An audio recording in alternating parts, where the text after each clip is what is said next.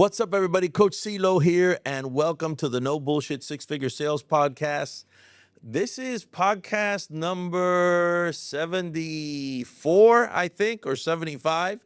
We'll figure it out along the way. But today we've got a very special guest. We're coming to you live from an Unlimited Podcast Studio in Bangkok, Asia edition. And today we have got somebody who is an absolute beast. When I mean absolute beast, he's in his teens and he has been absolutely crushing on social media. He's got his own offer, and there's some very exciting things he's going to be announcing right here for the first time on this podcast. So without any further ado, Four, how you doing, man? Doing great, bro. I'm doing amazing. Excited. I'm nervous. So this is my third time doing a podcast, and I'm still nervous. Oh, brother, you got it, man. You've been killing it, and it's so funny, every time that anytime, and you know this, anytime in life when you've got some really cool things going on, there's always these little obstacles that happen that kind of get in the way or whatever. It happened with the first podcast that I did, and we almost weren't able to get together, but we did, and that's what's important, right? So listen, I always start off every podcast with just letting the person tell their story, right? Explain how you got to where you're at right now, how you've been able to be so successful at such a young age, but take us through the story arc of how it all started. Yeah, so I was born in Thailand, right? Not from a poor, not from a rich family.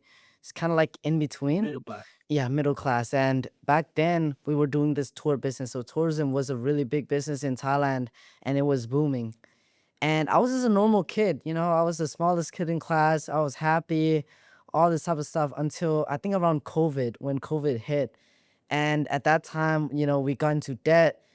Foreigners started leaving Thailand because they wanted to be safe. COVID was really deadly.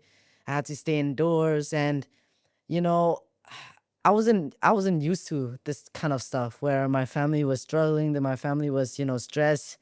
And eventually I think we got into over $200,000 worth of debt. And I can just remember, I don't know how old I was, but like 17 now.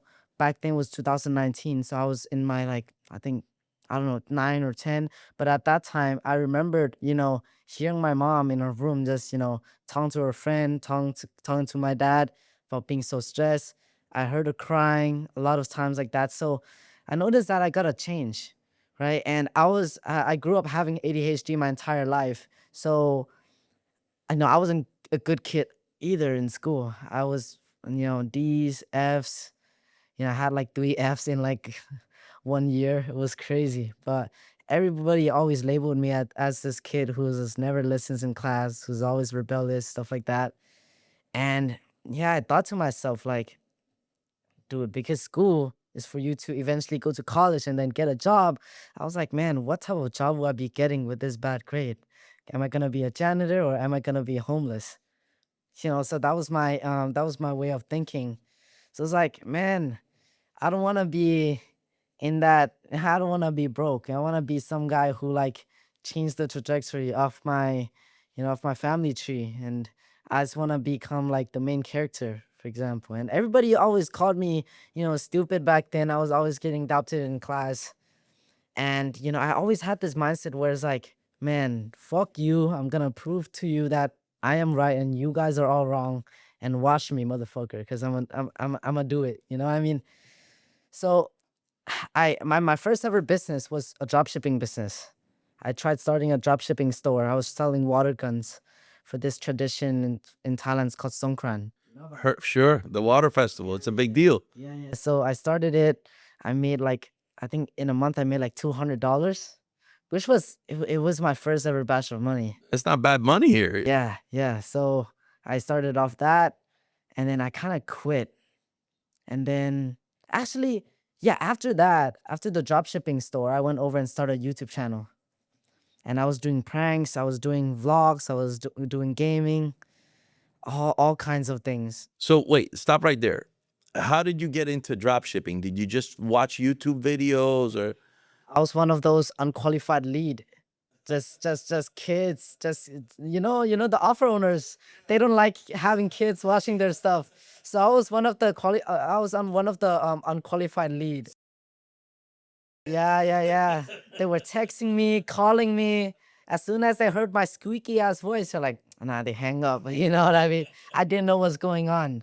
So I opted into a lot of freebie. I got into actually, I bought my first dropshipping course with my parents' hard-earned money. It was $70.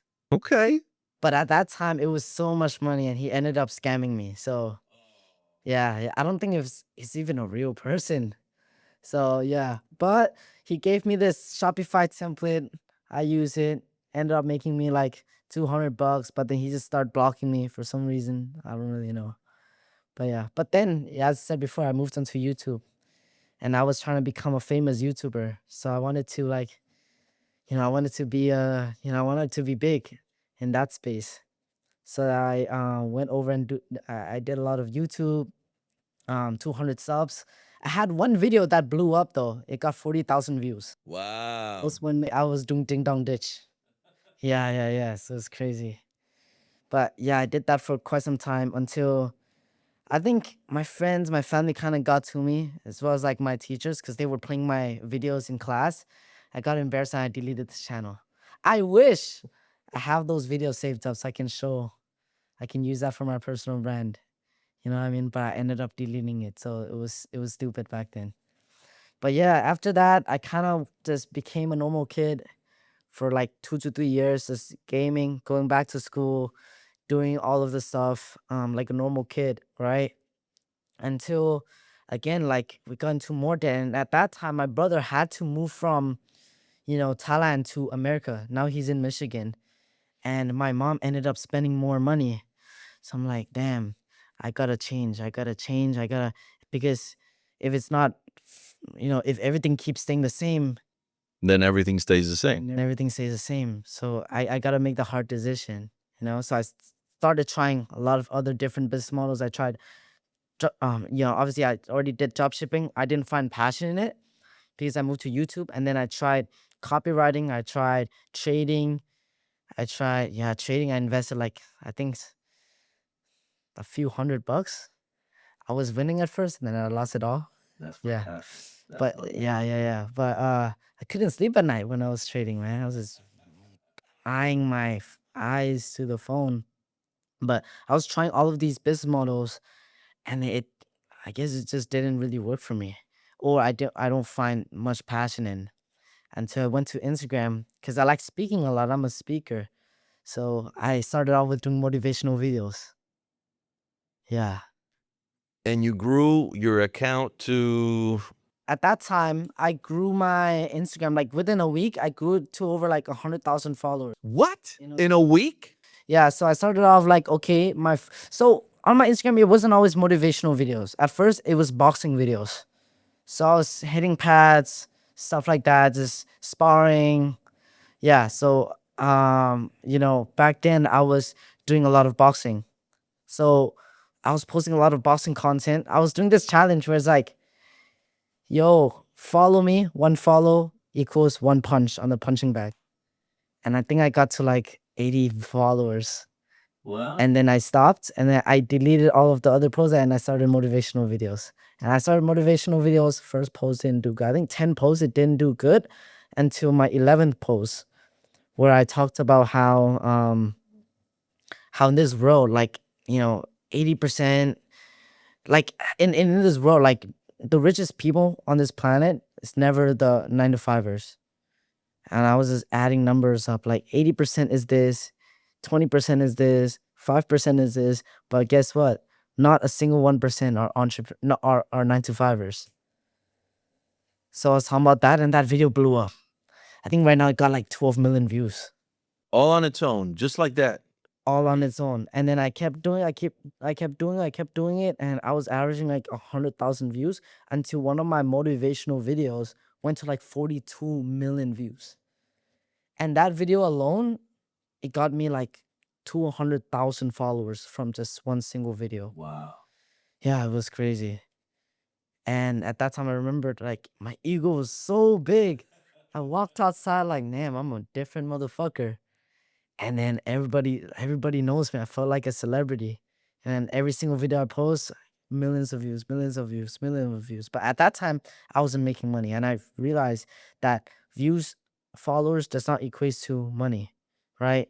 So I had to combine my mind together. I have to combine the knowledge together because, okay, I know how to go viral. I know the basics of a hook, stuff like that. Why not package that into an offer and teach other people that? So that's exactly what I did. I got my growth operator. I think it was like 50-50 partnership. It wasn't that good, but we ended up making some money, like $3,000 a month. It was something, right? I launched this low ticket community, which is like $17 a month. Yeah, we started collecting people there, teaching people how to go viral. And yeah, after that, something like our partnership ended, right? Because of like some bad terms or something like that. And then I moved on to, selling high ticket offers. I started selling mentorship. And I remember my first ever deal, Your own mentorships or for someone else? my own mentorship Okay, on how to okay. go viral. And my first ever deal was $2,000. And it was some 40 years old guy who paid me $2,000. Tell me how that felt when you got your very first. First of all, did it surprise you when he said yes? Bro, it just that's the best feeling ever. Even making your first like $5 online, not from a 9 to 5 job, not an in-person job, like online. And it's a random stranger decides to pay you, especially $2,000. And this guy's, I think he's in Europe, Sweden or something like that. But yeah, he paid me 2 grand. That's amazing. I always say that it needs to happen twice, right? The first time, because that's the first time, right? But then you start questioning yourself, man, was this a fluke? Was it just, once you get the second one, you're like, all right, I know what I'm doing now, you know? So at first I was like, nah, I was attached. I became attached to the money, and that was my biggest mistake. So I remembered in my mom's room, I had a closer, by the way. He was some sort of a closer. He's not too good as well. We're now friends, but he was like a closer. I was giving him like 20%. Not back. Closers, the standard is 10%. Yeah, standards I 10%. gave him 20% because he's also managing my VSL, stuff like that. So he's kind of like a growth op and a closer at the same time. He closed a deal for me. I was in call. And I was in my mom's crappy apartment with footprints on the wall. And I just hear the WAP payment. Cha-ching. Man, it said his name is Dominic. So it's like Dominic has joined the mentorship. That notification was like, my heart was like adrenaline rush, man. And I scrolled down and say, Dominic has paid $2,000,000.00. I'm like, dude, It works. you feel It works. not a dream. It's not a dream. So I started like jumping up and down. My closer was on the call. I was like, "For is this the first time you ever made money?" Because my closer slash growth operator was like, he was making like 10K a month back then. So 2K from a single deal is pretty normal. But for the first time, it matters, you know? It's like, let's fucking go. Let's fucking go. I was squeaky voice and stuff like that. I ran to my mom. I showed her the dashboard. She didn't think much of it because, like, like online, they don't believe in online money stuff. Yeah. Until I withdrew the money. And then it's real. Let me prove to you that it's actually real money. And I flex on her. I did a money spread in front of her face with Thai baht money. So yeah. And then she was like, wow, like that. But yeah. But I got attached to the money. I started closing more and more and more deals as well, like 1K, 2K deals. One of them is like a 3K deal as well. So I hit my first 10K month right when I turned 16. Yeah. Now, did you learn how to close from someone? Did you just watch videos and start getting better? As you did more reps, you got better. I mean, how did that progression go? Bro, I wish I could be closing myself, but I played the easy game, which is not good. I could have been getting I should be getting my skin in the game first, so I could have learned closing stuff like that. But instead, I hired a closer. Now, even my sales skill, I'm not even that confident about my sales skill now. But for example, if I were to be closing for myself all of these times, I think I'll be a pretty good sales guy. So the first thing I ever learned about business that you got to do the boring shit first in the business. You have to be a slave first. You have to do everything yourself. Stop outsourcing. Start learning and just start mastering every single aspect first before you start outsourcing and hire someone else. 100%. And the thing is that even if you don't like it, you can always hire somebody better than you to do it later. Exactly. But you won't be able to recognize that they're better than you until you've done it yourself, right? And you know what you're looking for and what you're not looking for, right? So now when you have somebody in front of you who's bullshitting you, you know. Yeah. And too many people make that mistake way too early. Yeah, yes, it is good to outsource and build people in your team that are better than you. But you know what also happens with people that you build in a team that are better than you? They leave. They can also leave. And in the meanwhile, while you find somebody else, you got to be able to know how to do that missing piece. Exactly. And that has happened to me countless of times. And for me, I have to take a few times to make the mistake and make the mistake again and again and again before I actually start learning. But that's part of the game, you know what I mean? When your first business sort of like fail or something bad happens, that's your tuition fee right there. That's it. Yeah. So yeah, you know, after closing all of these deals, I rented my first apartment in Thailand. I dropped out of school, so I took a big risk and I got really cocky. Like I started trying to impress other people. I got attached to the money, so every single sale was attached to my identity, and that was the biggest mistake right there, because God can humble you, everything can just be taken away from you, Yeah. and like instantly. What a great lesson to learn at a young age, though, man. Yeah, exactly. But I'm glad I went through it. You Yeah. know, so boom. Next thing you know, God humbled me. Instagram account got banned for 3 months straight. Oh. I went from 10K a month to 2K a month, and then eventually to like $200 a month from low ticket deals that like people actually, you know what? There are some people, like I think 3 people that is still in my low ticket course that just forgot to like cancel. Oh, wow. So yeah, at that time I was relying on the low ticket people. On the recurring, yeah. And yeah, I just kept learning my lesson. Okay, when I got my account back, I started being cocky again. I got banned again. Okay, I promised to change. I didn't learn my lesson again. I got cocky again. My stuff got banned again. I got it back, and now I learned my lesson. And now here we are today. And now you're not getting banned. Man, actually, I got banned 2 weeks ago, Really? but I got it back within a day because, bro, You figuring out what's causing the banning? I figured out that Instagram has this AI thing they implemented, and it's just wrongfully banning people. Like 5 of my friends already got banned. One of them got banned for like I think over a week now. And I just feel so bad because I understand like TikTok hit me some time back because I put up a reaction video of Andrew Tate, but it was a great reaction video. The guy's talking about work ethic. I mean, there was absolutely nothing bad or negative that could be even misrepresented in any way. And it was just because it was Andrew Tate. And then TikTok hit me with it. I fought it. You know how you can put in a request for them to, I fought it. They agreed that it was okay. They brought it back up. And then the next day, it hit me again. And then it counted almost like a second hit. And they said, if you get another, and I was like, dude, but I didn't do anything. So yeah, I get it. I understand the frustration. yeah. But Instagram even more so because that's your bread and butter, right? Yeah, so and I learned so many lessons on that, right? After I got banned, I learned that you gotta be omnipresent. You gotta be everywhere.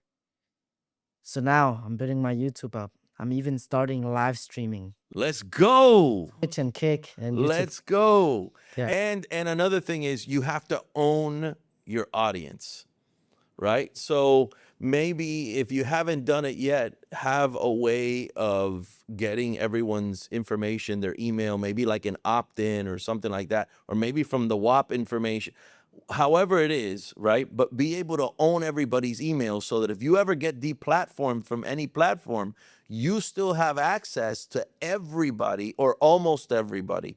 You know, maybe you can run a couple of free lead magnets, and everybody who opts into the lead magnet, now you have their email, you have their information, and now that's you own that.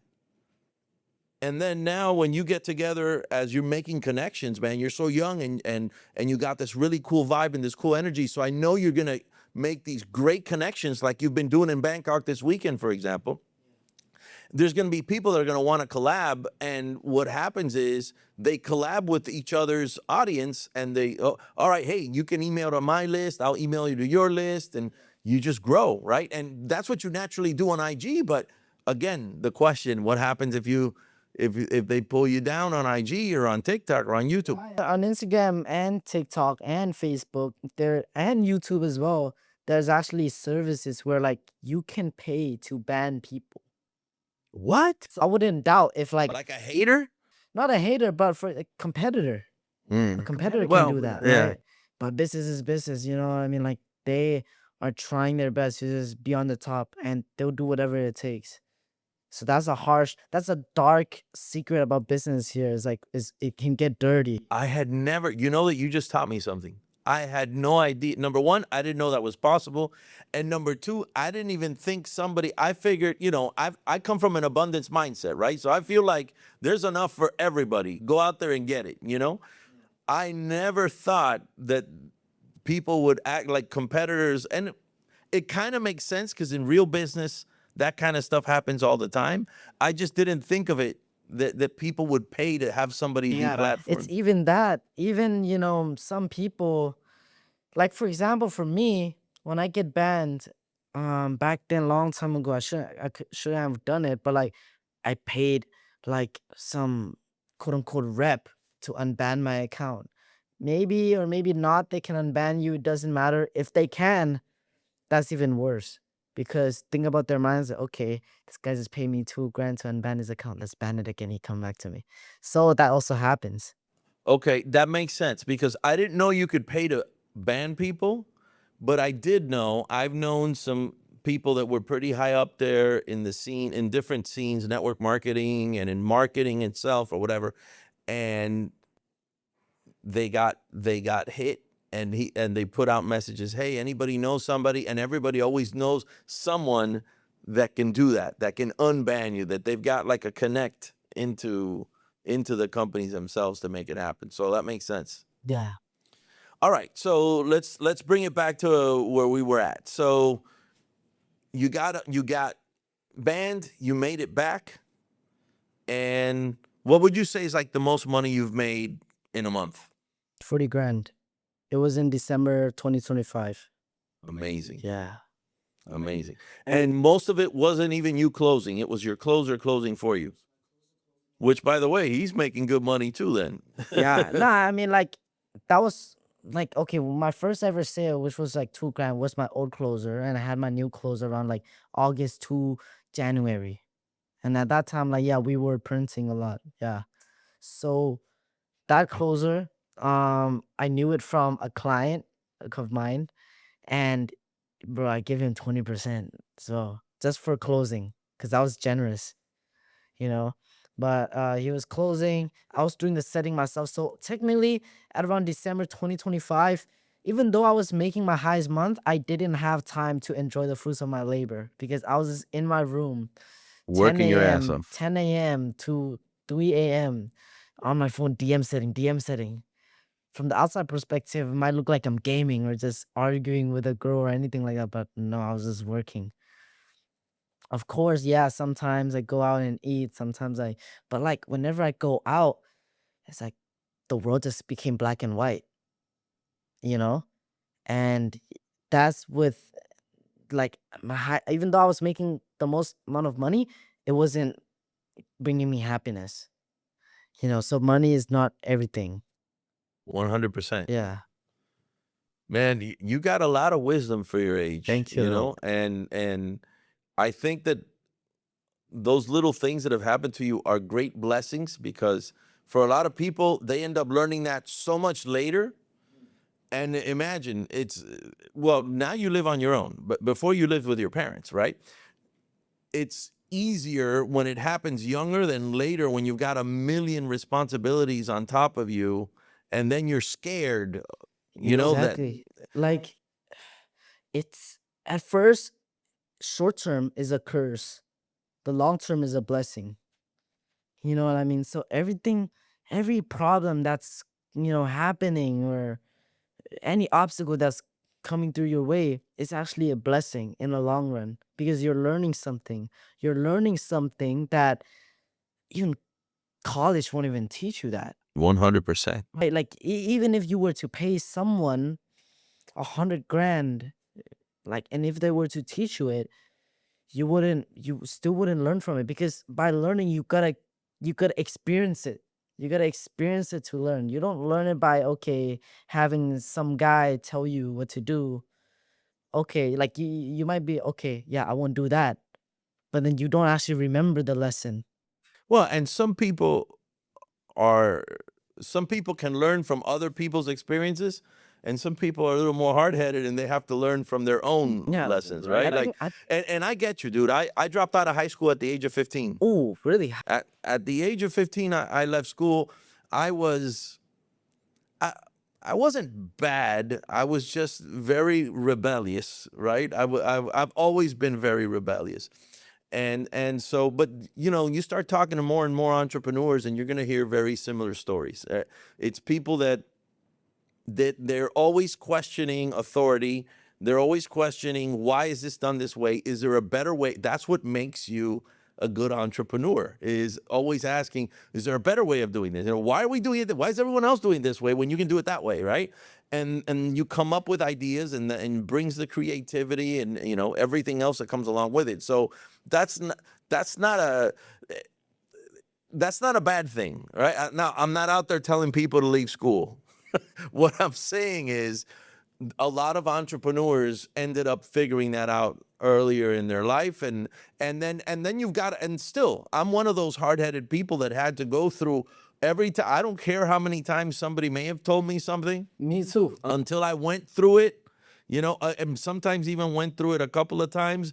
One of my first videos that I did, I was talking about how I was making some really, really, really good money, and I ended up losing everything I ever had, and I was back to zero, crushing. Now, the first time that happens is probably the worst, because you feel like your life is over, right? But once you make it back, Uh, the next time it happens, and I hope it never happens a second time, but it may happen a second time. Some of us, it might have happened 3 times, right? But the point is that every time that it happens, it stings less, yeah, because every setback is a setup for a comeback, exactly. right? And now you're like, oh, I've been here before, bro. Let's roll up the sleeves. Let's get to work, man. I've been waiting for you. And usually, by the way, it happens right before something really big or really good happens. It's almost like life or God or the universe testing you to see if you're ready for that next level. And people take that wrong sometimes, because people think, oh, what do you mean testing me? Well, yeah, it's testing you to see if you're ready, if you've got the tools necessary for that. And if not, you're going to need that lesson that hurts like hell, because that's going to teach you and make you stronger, like the butterfly in the cocoon, right? You know that if the cocoon gets opened up before the butterfly is ready, it's going to die, because it didn't develop the muscles enough to be able to flap the wings. Yeah. It's the same thing. Yeah, it's crazy, and I can relate that to, like, before I hit my highest month. So my I start trying about to hit my highest month around October. October was a high month. November was a higher month. December was my highest month. So, but on September I just got off a ban. So I got banned for like 10 days, and I paid a rep 2 grand. I had to actually borrow money to pay the rep, and then I was like, damn, I can't keep doing the same stuff. So I just dropped. I had to use a card to pay 5 grand payment plan on it's not a coach or a mentor, but I would say like a systems guy. He set up everything for me. The next month I ended up making like so much more. So much more, so much more, so So it much was more. worth it. In December, boom. Yeah, it was worth it. I learned so much. Not only that he set up the systems, but I learned the systems and I can implement it for myself every single time, you know. So you just gotta take a bet on yourself sometime. You know what I mean? If it's like, okay, you're thinking like, yeah, I gotta make that change, go and make that change. It is gonna be scary. I remember I was on a sales call with that guy. He's not even trying to objection handle me or anything. He's just there and quiet, not doing anything. Cause he know for a fact like I'm going through a tough time. I'm just calling my mom. My mom was really supportive of me. So shout out to my mom. But um she eventually she's not even trying to like say like, no, don't do it. She said, are you sure you want to do it? Are you sure? So yeah, I'm sure, let's do it. And she's give me her card info. I input it in, boom, charge. And yeah, next month I ended up paying off the credit card. So Your parents must be so proud of you right now. yeah, absolutely. And it was like a really good return on investment. You know what I mean? So I'm happy I went through that. I'm happy I got banned. Without getting banned, I'll still be doing the same stuff. Yeah. So let's talk about maybe the mentorships that you've done in the past. You started with YouTube back when you couldn't afford anything, right? But then you started being able to afford stuff and you started investing in yourself, right? Which is important, because if we ask people to invest in us, that means we had to be willing to invest in ourselves as well, right? So what kind of mentorships did you do? And you don't have to name the people if you, that's not, I don't care. I mean, whether you do or you don't, that's great. You're welcome to. But what I'm saying is, what kind of mentorships did you invest in that you feel really helped you get to the next level in what you're doing? Yeah, first of all, is let me think real quick. First of all, it's never I wouldn't I would recommend don't invest in courses. Courses are just bunch of information, but it's just packed so you can get the right guidance. But at the same time, right, if courses are so valuable, why aren't people, rich yet? Because at the same time, you can find hella valuable courses on YouTube. You can find $1 billion information on YouTube. Books, right? All of these books have really great information. But the thing is, people people don't take action. That's the thing. And you just need accountability. Boom. And Yeah. I also recommend spending a large sum of money to the point where you're just uncomfortable. So that's what I would recommend. Invest in a mentor, invest into a coach, and spend a large sum of money to the point where like it's either you make this work or you're broke. Well, you're done. Yeah. So the course I invested to is number one, a personal branding course to build my personal brand up. Number two, It worked. it's not a course, but it would be some sort of like system placement. So he just set up systems for me. But the main mistakes people make when they pay Hold up. someone. Stop right Yeah. there. Explain to me what you mean by setting up systems. Yeah, so CRM, tracking, Okay. websites, stuff like that. Yeah, before I didn't have any. But now that I have, I'm able to pinpoint the exact bottleneck that's holding my business back. And all we have to do is just focus on that one bottleneck, which ended up, scaling. Because a lot of people, they don't implement tracking. They just be trying to fix this and fix that. Bro, you don't have a problem in that side. Instead, you have a problem in the other side that you're not focused on. So tracking is really important. Ever since I implemented tracking to my business, everything elevates, everything grows. So I pay for that. But the number one mistake people make is that they just put that in their business and it's like you don't, how am I supposed to say this? With done for you stuff, right? When people are like implementing done for you services into your business, you have to dig in and learn from it as well. So in some way, it's a coaching. So even though he's implementing all of this stuff for me, I learned, okay, what software does he use? Okay, who does he hire? Okay, you know what I mean? Yeah. So I dig in that, and now it allowed me to even build the same exact systems he's charging me, and I can build it for so many other people as well. And also, I like the accountability part. Sometimes a kick in the ass is still a step forward, and sometimes you need a kick in the ass, right? Yeah. If and it happens a lot, because what happens in high ticket closing and anybody who has an offer is the person is here and they want to be here. There's a gap. But guess what? There's a reason why that gap exists. You're telling me they don't know that gap exists? Who the hell doesn't know that that gap isn't there? Everybody knows the gap is there. So if you know that there's a gap here, then there's only two things that are keeping you from that gap. It's skill and action. And so you can take all the action you want in the world. If you're not doing the right things, you're not going to get there. Yeah. You can have all the knowledge on this of the skills of what you got to do. If you didn't take action, you're not going to get there. You might get there, but it'll take you such a long time, more than the money that you are going to invest.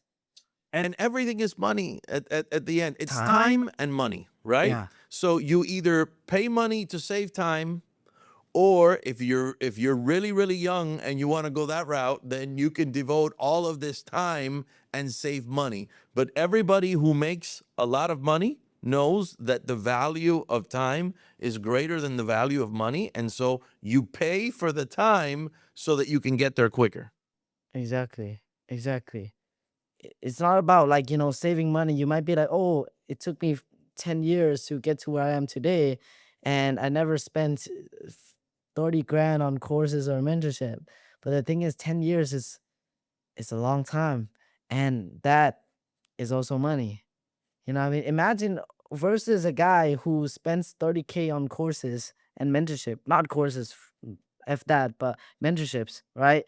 Imagine he spent 30 grand on mentorships and he'd get there faster. Like, let's say it took him like 2 years. That's an 8-year difference. And it's not only the skills, it's the little stuff that you don't even know that's wrong. That unless somebody, there's always that famous phrase, you can't see what's in the frame if you're inside of the picture, right? You need somebody that's outside looking at the picture to tell you, no, dummy, of course you can't see it because you're standing over here. Turn this way.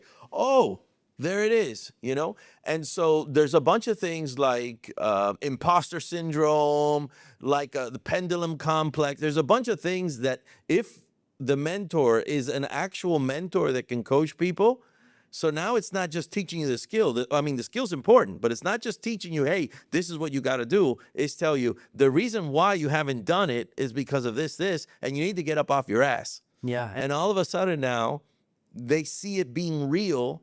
The uncertainty is gone, and they're pulling out their credit card because they're saying, yo, this is it. All right, so you made a hella ton of money. You're doing really, really good, man. You're going to be like one of these freaking superstars. Like, I can tell already. But what's next? What's going on? What's next? So, Drop it. should I not? It's up to you. Man, I will. But yeah, so you guys are obviously know me for this, coach, personal branding coach, B2C service here and there. Low-key, I'm losing passion in it. So I'm having this mentor right here. He's like really, really, really big. And it was just recently, he asked me, yo, Four. It was 1 a.m. He just called me up. So, yo, Four, if your business would just say stagnant, like $0 for the next 3 months, will you still do the same thing? Will you still wake up every single day being happy, excited to work? I want it to be a yes, but deep down is a no. I don't want to lie to myself. I don't want to lie to him. Well, I low-key lied to him. I said like, yeah, I would. But deep down is a no. So I confronted him saying like, yeah, You confessed. Man. Yeah, I confessed to him, yeah. So I like, damn, it's a no. And with every single coaching call I take, I don't feel that fire inside of me anymore. But that doesn't mean that I'm gonna quit, right? It's all about pivoting, right? So this game of entrepreneurship and business is all about evolving, about pivoting, about getting into other things and evolving. So I'm thinking, what if I were to look, this is my perspective on my personal brand right now. Because the whole reason of how I got to 500K, now I'm at like 413K. I had a drop in followers. And it's because I switched my niche. So before I was telling my story, everything. Now I am still telling my story, but it's like behind every single post has the intention to just sell. And I asked myself, I know what a personal brand is, but am I building a brand to just become a fucking sellout? Or am I building a brand to build a legacy? You know? So it was always, being a sellout because I was always trying to promote myself. I don't care about the money. I don't give a fuck about the money, right? Money, I can always make it back with the skills that you have. You can make it back easily, but it's more so like, you know, I started this business in the first place because it's my passion. So I want to keep following my passion. So my plan from now on, hopefully this podcast releases in like a week or so. So it's We'll like, time it. We'll yeah, time it yeah, so it yeah, works yeah, out yeah, right. yes, because I want to announce on my Instagram. So my plan, I want to switch to the B2B niche. I'm gonna go all in with LinkedIn. I'm gonna start live streaming and Kick, Twitch, YouTube Live. I'm gonna build my personal brand up on Instagram. I'm not gonna sell anybody anything on there. I'm gonna get 400K to 1 million followers, which I think I can do pretty fucking quickly. I'm gonna live stream. I'm gonna document my journey about my B2B life. So I'm gonna document everything about what I'm doing for the B2B service. I'm not gonna use my B2B service to sell to my current audience. I'm gonna start a LinkedIn. My mentor is gonna help me set up systems and everything like that. And yeah, with B2B, I can charge more. Same thing though. Is it still gonna be marketing? I mean, sort of, it's sort of the same thing. So what I'm planning to do, CEOs, startup founders, big entrepreneurs, that's what I'm targeting. I'm gonna build their Their personal brand. brand done for you.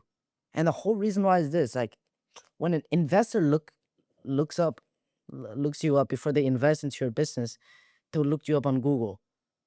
Most likely instead of your name, they'll find some footballer or some random guy instead. So you always want your name to be pop there. You always want to have a clear social media presence.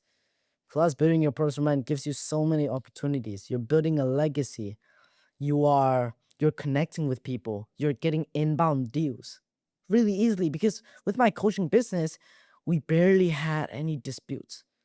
Like during my 2 years of this coaching journey, we only had like 2 disputes. And it's crazy because all of these people they trust you, they love you.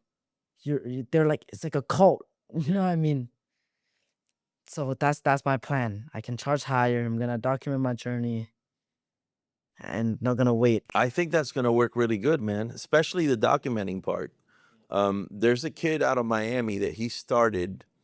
His name is Giuliano Massarelli, right? In the insurance business. Yeah, he's a sales guy, and I immediately when I first saw him, I said, "Oh, bro, this guy's modeling Jordan Belfort, the Wolf of Wall Street." He does.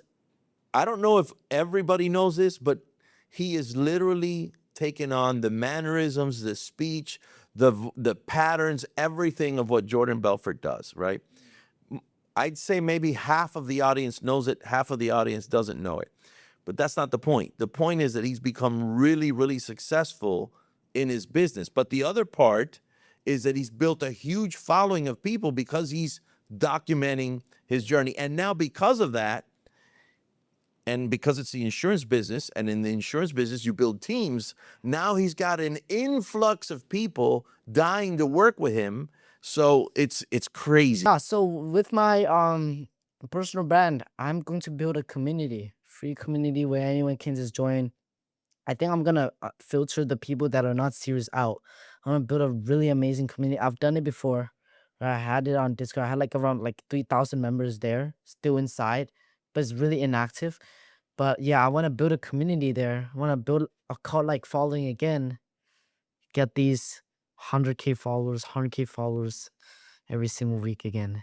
Let's go. Yeah. That's the way to do it. You guys heard it here first, right?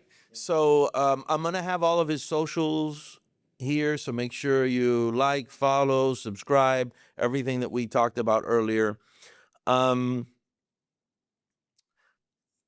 This one, I'm gonna do a little bit of a different question for you. So every time I finish one of my podcasts, I always ask the person, they're usually older than you, right? Hey, if you would, bump into your 20-year-old self, your 18-year-old Bro, self, go what you ahead. would I do, love right? these Right. questions. But guess what? You're already freaking that age, right?